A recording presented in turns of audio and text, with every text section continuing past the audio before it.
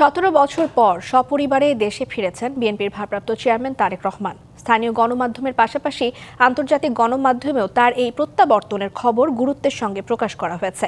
ভারতীয় সংবাদ মাধ্যম এনডিটিভি তারেক রহমানকে নিয়ে শিরোনাম করেছে, বুলেট প্রুফ গাড়িতে ঢাকায় প্রবেশ তারেকের, স্বাগত জানাতে অপেক্ষায় লাখো মানুষ।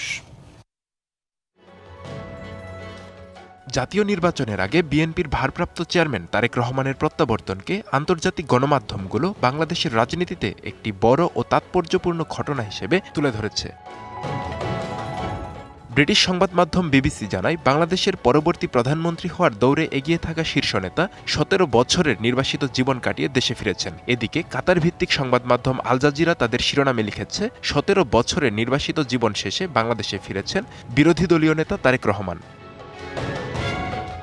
ব্রিটিশ বার্তা সংস্থা রয়টার্স উল্লেখ করেছে, নির্বাচনের আগে নির্বাসন থেকে দেশে ফিরলেন বাংলাদেশের শীর্ষ প্রধানমন্ত্রী প্রার্থী হিসেবে বিবেচিত তারেক রহমান। RICL TMX, যুগের পর যুগ স্থাপনা থাকে মজবুত।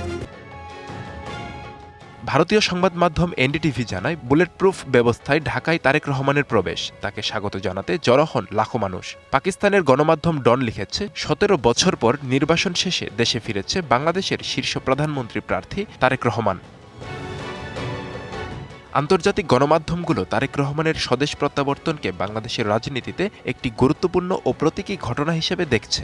দীর্ঘ রাজনৈতিক অস্থিরতার পর এই প্রত্যাবর্তন দেশটির গণতান্ত্রিক ভবিষ্যৎ ও ক্ষমতার ভারসাম্যে বড় প্রভাব ফেলতে পারে বলে মনে করছে আন্তর্জাতিক গণমাধ্যমগুলো।